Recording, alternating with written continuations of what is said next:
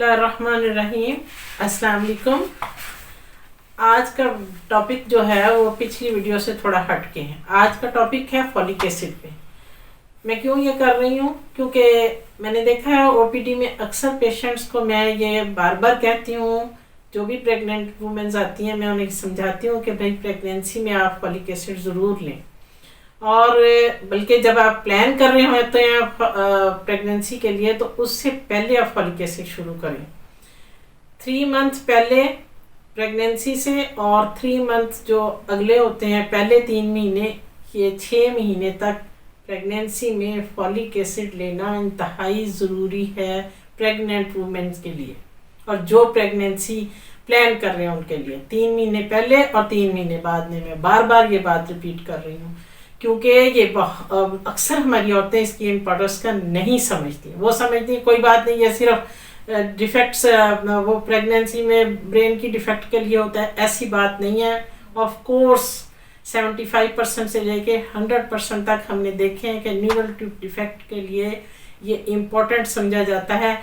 जिनमें ये हिस्ट्री होती है उन्हें हम ये देते हैं 600 माइक्रोग्राम पर डे, उनकी ये डोज हम रिकमेंड करते हैं।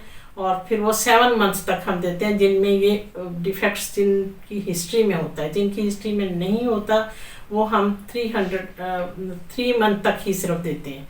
तो ये ब्रेन की डेवलपमेंट के लिए ही नहीं, इमोशनल बिहेवियर पे भी बच्चों के असर डालती है। इसके अलावा क्लेफ्ट पैलेट को भी रोकती है, प्रेगनेंसी को ये एनहांस करती है, अर्ली अबॉर्शंस को ये रोकती है।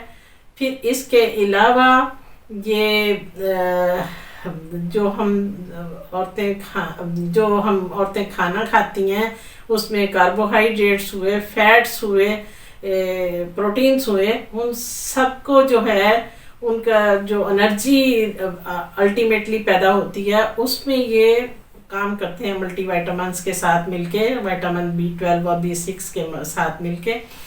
तो इसका यही रोल नहीं है। इसके अलावा जिसे हम कहते हैं मेगालोब्लास्टिक एनीमिया, उसमें भी इसका रोल है।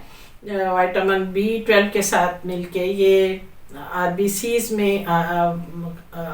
बनाने में मदद देती है, आयरन की अब्जॉर्प्शन में ये मदद देता है।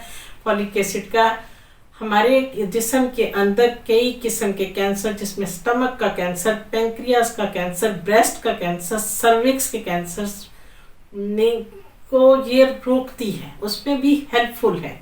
इसके अलावा मैं ये कहूँगी कि जो औरतें आके कहती हैं कि बच्चों की लैंग्वेज डिफ़िकल्ट, वो बच्चे देर से बोल रहे हैं, उनके लिए भी जिन औरतों में ये नहीं ये लेती, कमी होती है इसकी, तो उनके बच्चों में डिफ़िकल्टीज हमने देखी हैं। इसलिए ये बच्चों की बिहेवियर के लिए भी और उनकी लैंग्वेज के लिए भी इम्पोर्टेंट है। और इसका एक सिंपल टेस्ट है, अगर इन्होंने डेफिशिएंसी देखनी है तो सिर्फ सीपी करवा लेते हैं, उसमें हम देख लेते हैं कि इसका जो है ब्लड सेल्स का जो सेल है वो आरबीसीज में कमी आती है, और उसके अलावा सेल का जो शेप है वो बड़ा हुआ होता है, जिसे हम मेगालोब्लास्टिक एनीमिया कहते हैं। नॉर्मल लेवल जो होता है इसका 2.7 से लेके तो 17 माइक्रोग्राम तक होता है पर मिलीलीटर। तो अगर आपको ये फॉलिक एसिड आप ले लेती हैं तो आप इतनी सारी चीज़ों से बच सकते हैं। ना सिर्फ ये, बल्कि एजिंग प्रोसेस में हमने देखा है कि जो डेफनेस होती है एज के साथ साथ, वो हम रोक तो नहीं सकते लेकिन इसको प्रोलॉन्ग कर देती है। बहुत अर्ली वो डेफनेस में नहीं जाते हैं। और फिर जो मैकुलर डिजनरेशन है उसको भी ये रोकती है, क्योंकि हमारे अंदर एक केमिकल होता है जिसको ये न्यूट्रलाइज करके तो ये मैकुलर डिजनरेशन को रोक के वीएन को लॉस होने से भी ये बचाती है। तो ये इतने सारी इंपॉर्टेंस है, आप इसकी फॉलिक एसिड की इंपॉर्टेंस को समझते हुए इसे आप ज़रूर लें। नेक्स्ट वीडियो में मैं इसकी डेफिशिएंसी के बारे में और बताऊंगी जो चीज़ें, और इसकी अगर ज़्यादती हो जाए तो भी उसके बारे में मैं इंशाल्लाह ताला बताऊंगी। तब तक के लिए अल्लाह हाफिज़। वीडियो अगर पसंद आए तो इसे लाइक कीजिए और कमेंट सेक्शन में जाके अपने कमेंट से ज़रूर आगाह कीजिए। कोई क्वेश्चन है तो मुझसे पूछिए, मैं इंशाल्लाह उसका जवाब दूँगी। तब तक के लिए